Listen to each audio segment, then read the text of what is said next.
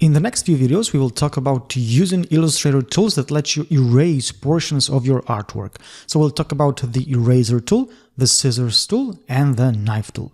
Now, what's interesting about these tools is that they allow you, especially the eraser tool, create artwork by erasing portions of it. And I know that it sounds odd, but in one of the upcoming videos, I'll explain this concept in greater detail. Now, the first erasing tool we will talk about is the eraser tool, which sits right here in the Tools panel. And notice that it has a handy shortcut, which is the Shift plus E key combination. So when we grab it, you can see that the cursor changes into this ellipse that looks pretty much the same like the cursor for the blob brush tool, for instance. And this is important to take a note of because later, when we'll be talking about the eraser tool options, we'll notice the similarities between this tool and the paintbrush or the blob brush tool. So what can we do with the eraser tool? Well, we can remove portions of artwork without breaking the paths. And what do I mean by that? Let's take a look at this birthday cake we created for the pencil tool class. If we just click and drag through the cake, notice that two things happen. First, we are removing a big portion of the artwork, which of course corresponds with the eraser tool's tip size and shape. And secondly, what we are left with are all closed paths. If I just quickly switch to the outline mode, you'll be able to see it better. As you can see, we got closed paths here. Illustrator didn't break our artwork, it just erased a portion of it. There's also one extremely important thing to notice here. When we drag through the artwork with the eraser tool, it erases anything and everything it comes across, regardless of the stacking order, but also regardless of the layers. When we take a look at the Layers panel, we can see that some parts of the artwork are on one layer, while the others are on a separate layer. But the eraser tool just doesn't care. It erases everything it comes across.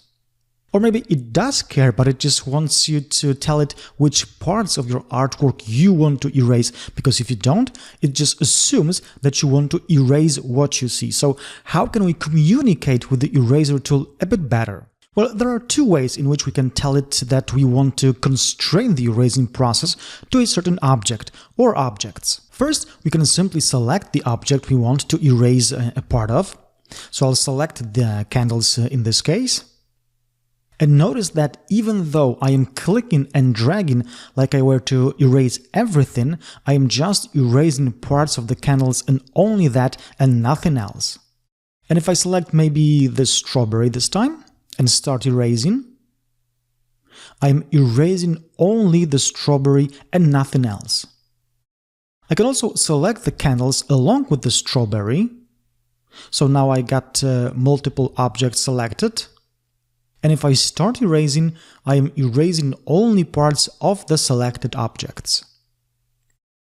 Another way of making sure that we are erasing only parts of the object we want is to isolate it. So what do I mean by that?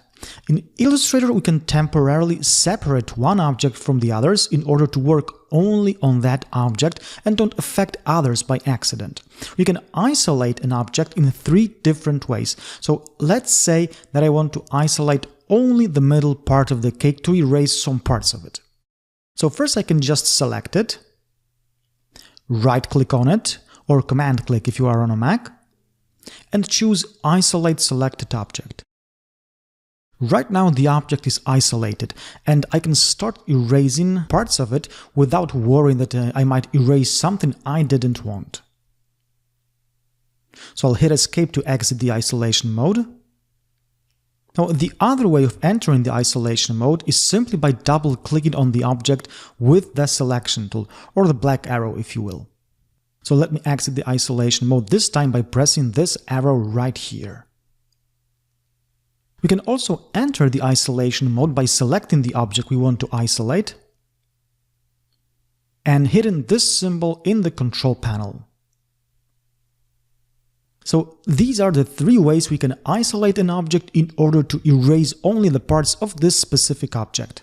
But before we wrap this video up, here's just one more thing that needs mentioning. With the eraser tool, we cannot just only click and drag to erase artwork, but we can also marquee around a whole object or a part of it to erase it.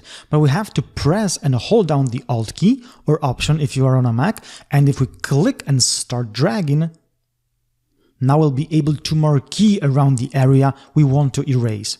And if you want to constrain the selection to a square, we have to hold down Alt and Shift keys together, just like so.